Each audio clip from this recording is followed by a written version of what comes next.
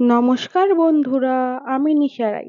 নিশাস recipe ডায়েরিতে আপনাদের সবাইকে স্বাগত। আজ আমি বাংলার এক ঐতিহ্যবাহী রেসিপি শাপলার রেসিপি নিয়ে চলে এসেছি। এই শাপলার রেসিপি মূলত আমিষ ও নিরামিষ দুইভাবেই করা যায়। আজ আমি সম্পূর্ণ নিরামিষ পদ্ধতিতে এই রেসিপি আপনাদের তৈরি করে দেখাবো। এই শাপলা মূলত ভীষণই দুর্দান্ত স্বাদের খেতে হয়ে থাকে। চলুন তবে দেখে নেওয়া যাক কিভাবে আমি এই রেসিপি তৈরি করলাম। প্রথমেই আমি শাপলাগুলোকে ভালো করে কেটে ধুয়ে নিয়েছি। শাপলা ঠিক কিরকম দেখতে হয় সেটাও আমি আপনাদের দেখিয়ে দিলাম। শাপলার উপরে পাতলা একটা আবরণ থাকে, সেই আবরণটা ফেলে দিয়ে আপনাদের এইরকম লম্বা লম্বা করে কেটে নিতে হবে। এবারে শাপলাগুলোকে ভাপিয়ে নেব, তাই আমি গ্যাস ওভেনে একটা কড়াই বসিয়ে তার মধ্যে সামান্য পরিমাণে জল দিয়ে দিলাম। আর এই জলের মধ্যে আমি হাফ চামচের মতো লবণ ব্যবহার করছি। এই লবণ ব্যবহারের ফলে শাপলাগুলোর ভেতরে খুব সুন্দর করে নুন ঢুকবে। জল উষ্ণ গরম হয়ে গেলে আগে থেকে কেটে রাখা উষ্ণ গরম জলের মধ্যে সমস্ত শাপলাগুলো দিয়ে দেব। শাপলা কিন্তু বয়েল হয়ে গেলে পরিমাণে অনেক কমে যাবে, তাই আপনারা যখন এই রেসিপিটা তৈরি করবেন পরিমাণে সামান্য বেশি নেওয়ার চেষ্টা করবেন। এবারে আমি জল ফুটে ওঠা পর্যন্ত অপেক্ষা করব। জল ফুটে উঠেছে আর শাপলা পরিমাণে অনেকটাই কমে গেছে। আর 2 মিনিটের মতো শাপলাগুলোকে সেদ্ধ করে তারপর আমি তুলে নেব। অনেকে ভাবছে শাপলা আবার কি? শাপলা হলো ওয়াটার লিলি। এই শাপলা কিন্তু সারা বছর পাওয়া যায় না। বছরের একটা নির্দিষ্ট সময়ে প্রচুর পরিমাণে শাপলা পাওয়া যায় বাজারে। এখন সমস্ত শাপলাগুলো ভালো করে সেদ্ধ হয়ে গেছে, এবার আমি জল ঝরিয়ে তুলে নেব। এখন আপনারা দেখতেই পাচ্ছেন এক বাটি শাপলা সেদ্ধ হওয়ার পর ঠিক কতটা পরিমাণে এসে দাঁড়িয়েছে। চলুন এবার রেসিপির পরবর্তী পর্যায়ে যাওয়া যাক। আমি গ্যাস ওভেনে একটা কড়াই বসিয়ে তার মধ্যে সামান্য পরিমাণে সর্ষের তেল দিয়ে দিয়েছি। তেল ভালো করে গরম হয়ে গেলে ফোড়ন হিসাবে আমি এখানে ব্যবহার করেছি দুটো লাল লঙ্কা। লঙ্কাগুলোকে তেলের মধ্যে ভালো করে নেড়েচেড়ে একটু ফ্রাই করে নেব। শুকনো লঙ্কাগুলো ভালো করে ভাজা হয়ে গেলে এবার আমি এখানে ব্যবহার করেছি সামান্য পরিমাণে কালো জিরে। কালো জিরের পরিমাণ কিন্তু বেশি ব্যবহার করবেন না, সামান্যই ব্যবহার করতে হবে, না হলে তেতো হয়ে যাবে। তারপরে আমি ব্যবহার করেছি 1 চামচের মতো আদা কুচি। আদা কুচিগুলোকে গরম তেলের মধ্যে দিয়ে নেড়েচেড়ে সামান্য একটু ভেজে নেব।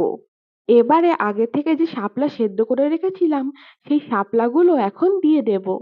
শাপলা দেওয়ার পর 2 মিনিটের মতো নেড়েচেড়ে একটু ফ্রাই করে নেব।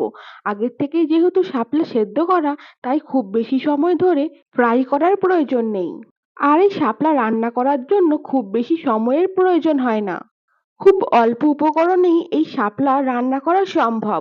আপনারা ঘরে থাকা উপকরণেই এই শাপলা রান্না করে নিতে পারবেন। এবারে আমি এখানে দিয়ে দেব কাঁচা লঙ্কা আর সর্ষের পেস্ট। আমি এখানে সর্ষের পেস্টের মধ্যে এক ধরনের সর্ষে অর্থাৎ হলুদ সর্ষের ব্যবহার করেছি। আপনারা চাইলে 2 ধরনের সর্ষেরই ব্যবহার করতে পারেন। আর রেসিপিতে ঝাল অবশ্যই আপনাদের পছন্দ অনুযায়ী ব্যবহার করবেন।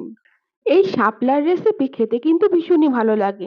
এখন বাজারে প্রচুর পরিমাণে শাপলা পাওয়া যাচ্ছে। হিন্দু শাস্ত্র মতে দশমীর পরে মা দুর্গা শাপলা পাতার তলায় অবস্থান করে, তাই তখন ইচ্ছে করলেও আপনারা শাপলা খেতে পারবেন না। এবারে আমি এখানে ব্যবহার করেছি হাফ চামচের মতো জিরের গুঁড়ো আর হাফ চামচের মতো হলুদ গুঁড়ো। এবারে জিরে আর হলুদ গুঁড়োকে ভালো করে শাপলার সাথে মিশিয়ে নেব। রেসিপিটা ভালো লাগলে অবশ্যই একটা লাইক করে দেবেন। আর কার কার এই শাপলার রেসিপি খেতে ভালো লাগে অবশ্যই আমাকে কমেন্ট করে জানাবেন।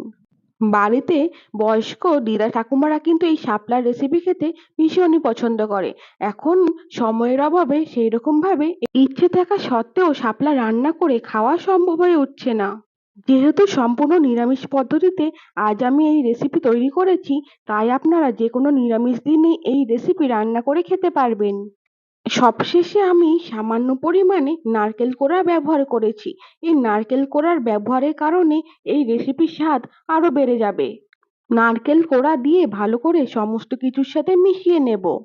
আমার চ্যানেলে আগত নতুন বন্ধুরা অবশ্যই আমার চ্যানেলটাকে সাবস্ক্রাইব করে আমার পাশে থাকবেন। আর নিত্য নতুন খাবারের রেসিপির সন্ধান পাওয়ার জন্য অবশ্যই বেল আইকনটাকে অন করে রাখবেন। সবশেষে আমি খুবই সামান্য পরিমাণে চিনির ব্যবহার করেছি। যারা কখনোই শাপলা খাননি তারা অবশ্যই একবার এইভাবে শাপলা রান্না করে খেয়ে দেখুন। গরম ভাতে এইরকম একটা শাপলার রেসিপি হলে নিমিষেই এক থালা ভাত শেষ হয়ে যাবে। সবশেষে আমি সামান্য একটু নুনের ব্যবহার করেছি। আমি আগেই সেদ্ধর সময় যেহেতু নুন ব্যবহার করেছি, তাই এই পর্যায়ে খুব বেশি ব্যবহার করার প্রয়োজন নেই। রেসিপিটা আজ এই পর্যন্ত। দেখা হচ্ছে পরবর্তী রেসিপিতে। সকলে ভালো ও সুস্থ থাকবেন। ধন্যবাদ।